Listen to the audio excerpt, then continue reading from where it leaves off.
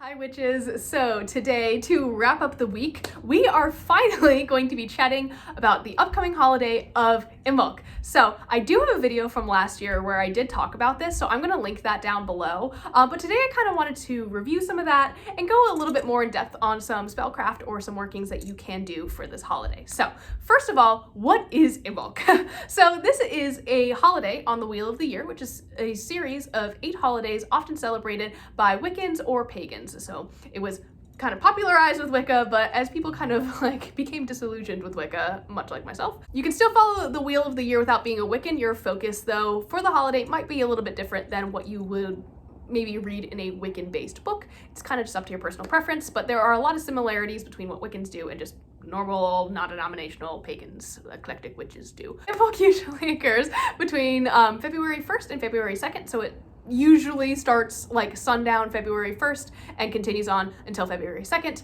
And I think it's extra special this year because we are experiencing a new moon around that time as well. And it's the first holiday that we are celebrating in the calendar year of 2022. Plus it's a holiday that is all about renewal, rebirth, and new beginnings. So it's like everything I feel like is really, really aligning for Imbolc 2022. And I think that's extra magical. So if you haven't celebrated it yet and you would like to, this might be a good year to do it. So Imbolc is a kind of Celtic, Gaelic fire festival that is celebrated in between the solstices and or the equinoxes. So right now we are between the winter solstice, which is what we celebrated Yule, and the spring equinox, which is called Ostara. And Imbolc is right in between, so it's called a cross quarter. Now, this again is a kind of Celtic-based word. However, the etymology is actually super duper unclear. Now, 8 million years ago, when I was first learning all of this stuff, I was personally taught that the word meant in milk, Imbolc in milk. That's how I remembered it. But it's not really necessarily accurate.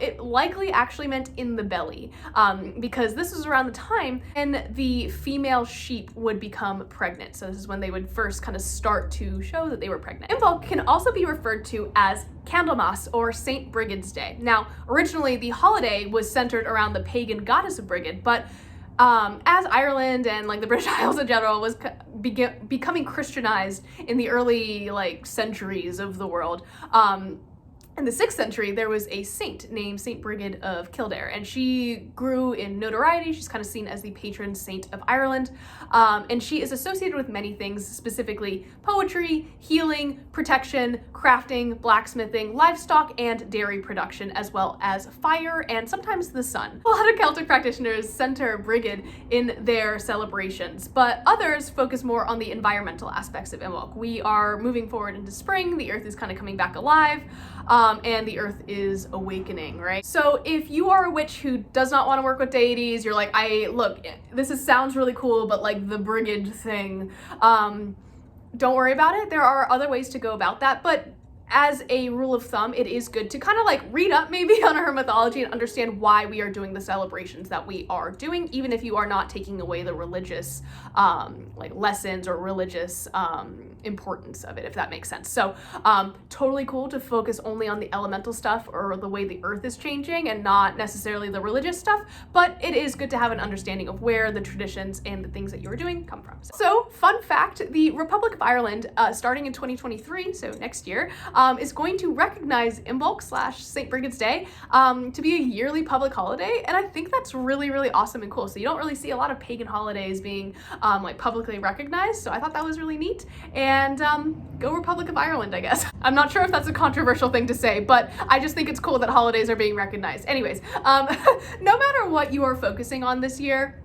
whether it's the religious side or maybe the less religious side, the non-denominational side, Imbolc has lots of many major themes associated with it. So themes like awakening, renewal, rebirth, purification, new beginnings, healing, creativity, vitality, self-care, anything that you can really consider maiden energy when we are talking about the triple goddess. So to me personally, this holiday is all about the adage of out with the old and in with the new. It's kind of that final shed of all that no longer serves us, that we've been doing since Samhain. So Samhain was really kind of the first step of that, where we're celebrating the witch's new year, we're leaving stuff behind. Yule is kind of the last holiday before the actual calendar new year. So we are leaving the crap from the year prior behind. And now Imbolc, we are just like really putting a stamp on it, like 3 times a charm. We are leaving that stuff behind and we are not carrying that forward into the new year. As I was saying, Imbolc is a great time to celebrate the goddess Brigid. She is the goddess of healing, of poetry, and of blacksmithing, as well as like craftspeople.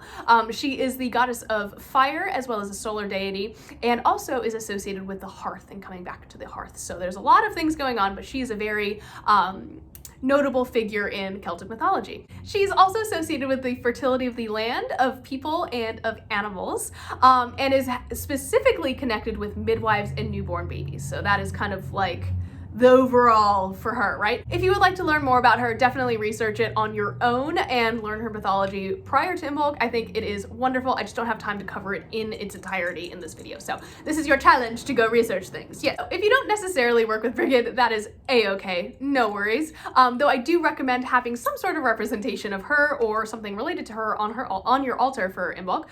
You can also venerate deities that are associated with nature, with love, self-love, and the hearth are very, very often celebrated, as well as solar deities or deities associated with fire. So for me personally, in my practice, I'm really going to be venerating Bast, Apollo, and Hearn, like specifically during this holiday. So I'm going to be working very closely with them around this time. And if you don't work with any deities, that is a-okay. You can totally just focus on the elemental aspects of this holiday, so no worries. But again, I recommend that at least learning or reading the mythology of Brigid to understand the context of this holiday and why you're doing the things that you are doing.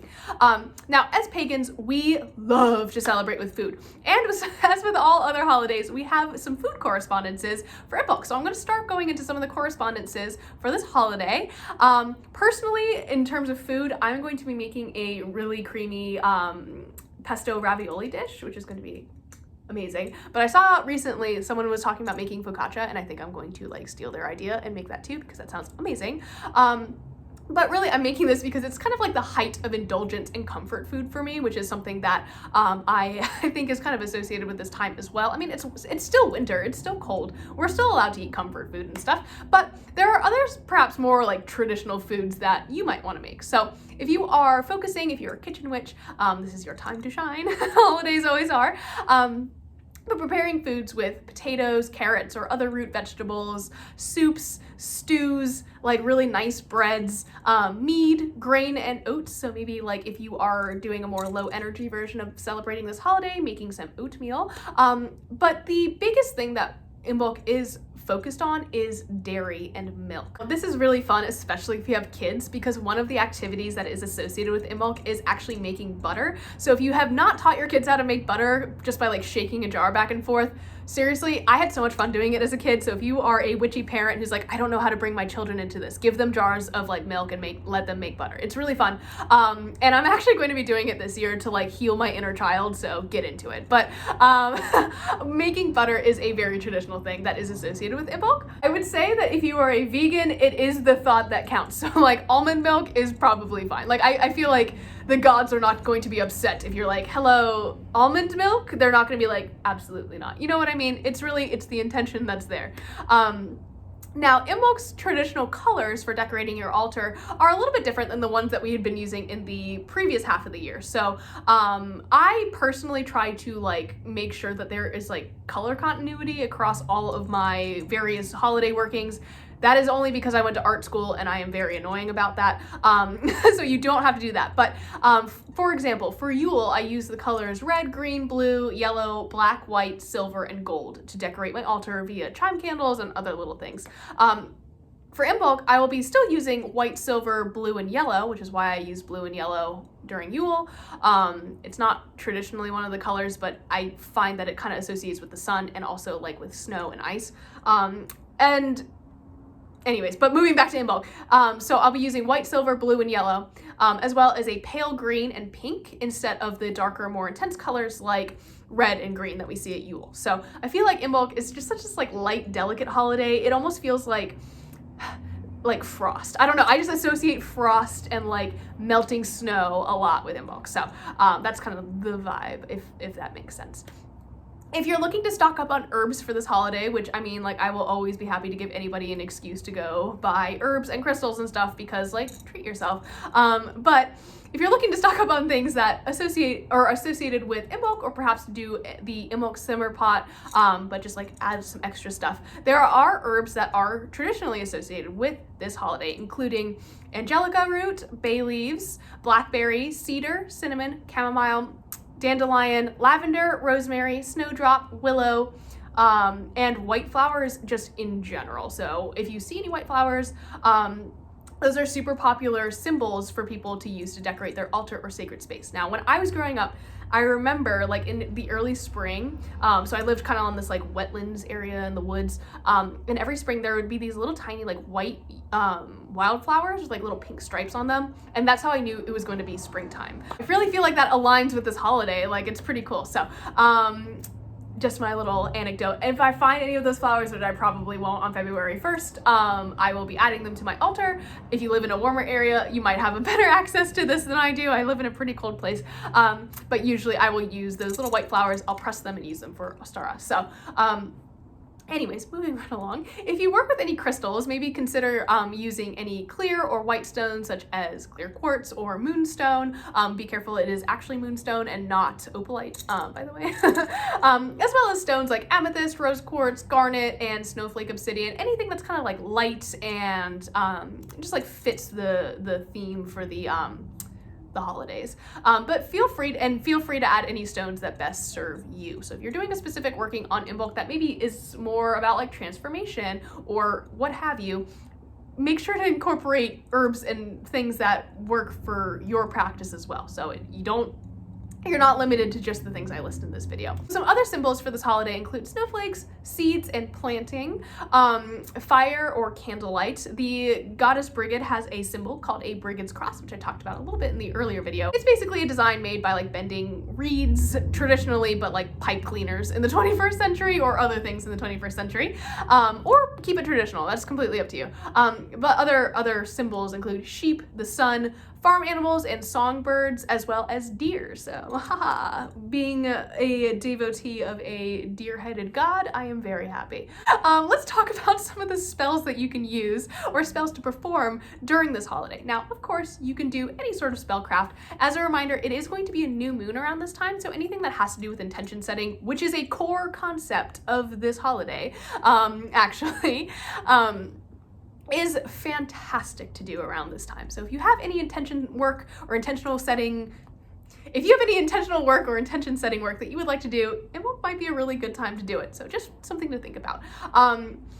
This is a really great and low energy activity that you can participate in. So consider journaling, or performing a more complex ritual if you so choose, but maybe making a vision board, doing a guided meditation might be all that you do for your intention setting, and that is perfectly valid. Reminder that it's still wintertime and there are still people who struggle with like mental illness that is affected by the weather, basically. So like seasonal affective disorder. So be gentle with yourself. We're still resting. We aren't hitting that expansive period yet, but I am so excited for the spring. So I'm just like, yes. The next activity that you could do, or spell work, whatever, is starting your seeds for the spring. So if you, again, live in kind of a warmer area, I would say, maybe consider doing this. For me, I am still waiting to start my seeds inside because it takes forever. And I still don't have a whole lot of space, so I have to be very sparing in what I do grow from seed, because otherwise it'll still be too cold outside by the time they need to be outside. So instead of starting my seeds, I'm actually going to be planting my garden, which is something that I did around this time last year as well, and it was really, really nice. Speaking of seeds and stuff, I did just want to shout out this really cute shop called Rad Crab Eclectics, and the owner sent me some really amazing spell paper. So on one side, it is the side that you write on, and the other side has seeds in it. So they made this, it's all recycled paper. It's super duper cool. This has impatiens in it, and this has rose petals and stuff in it. So the idea is that you write down your intentions and all of that, and then you plant it in your garden, and then as your intentions like manifest and your garden grows, like your dreams sprout and become reality, if that makes sense. So I really love the idea behind that. I think it is a great visual, which I think is super important in spellcraft in general. So I just wanted to give them a shout out, and also I have linked their Etsy down below. So if you're interested in supporting them, I love shouting out witchy businesses and stuff, and they were nice enough to send this all to me. So I just, from the bottom of my heart, thank you once again. Definitely check them out. And Lindsay was super sweet, so thank you. Anyways, whether you are planting like physical seeds or metaphorical seeds of ideas or intentions, Imbolc is a great time to do that. Next activity that I recommend, of course, like I mentioned before, is to make Brigid crosses or to honor her in some way, whether that is just lighting a candle for her or making one of her sacred symbols. Often they were placed outside at sundown and then taken in the morning, and that symbol was said to protect the household. There are tons of tutorials for how to make them. Again, I don't have time in this video, but if you are interested in learning about that, I definitely recommend it. I recommend something that we actually did at Yule as well, but that is to do a sunrise and sunset activity. So it's like kind of welcoming back the sun to the earth, sun to the world. So while at Yule, we were kind of just celebrating the daylight that we did have. I think that for Imbolc, like I've definitely noticed that the days are getting longer. Like, I mean, I still have a decent amount of daylight right now. And I wouldn't have had around this time prior. So, for me, it's more just like saying hello and greeting the sun and thanking it for like continuing to be there, and just considering the solar, like the aspects of solar magic that I think are somewhat overlooked in witchcraft. We tend to focus on the lunar magic, no biggie. But doing workings at sunrise and sunset are very, very popular. So working with that aspect of the sun, being that Brigid is a solar deity or has associations with the sun, is something that is traditionally done during Imbolc. But again, if you're like one of those people who's like, I cannot get up when the sun gets up, I understand that. Don't worry about it. Next thing that I recommend may be something that not a whole lot of people want to hear, but that is to spring clean your house. And I'm not just talking in the physical sense, I am talking in the metaphysical sense too. So do a deep clean of your house first. Get out all of that stuff that you no longer want. Take it to thrift stores, donate it when you can, trash other things, always recycle, of course. Then cleanse your house. Like, just do a big house cleansing or a home blessing, whatever works for you, whatever is traditional for your practice. Because this holiday is so focused around rebirth and the return of spring and the return of fertility to the planet, it is such a good time to start new things and new projects. So by giving yourself a clean and cleansed foundation to start from, you are more likely to succeed. And I personally am of the opinion that it is best, and people's best work comes in a clean environment.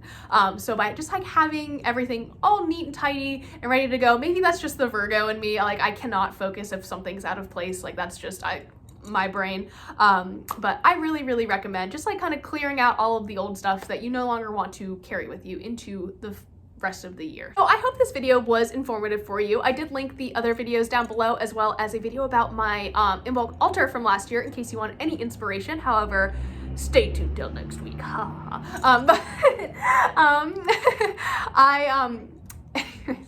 I hope you guys learned something today. If you have any questions, as always, leave them down below, and I try to read the comments as frequently as possible and respond to as many people as I can.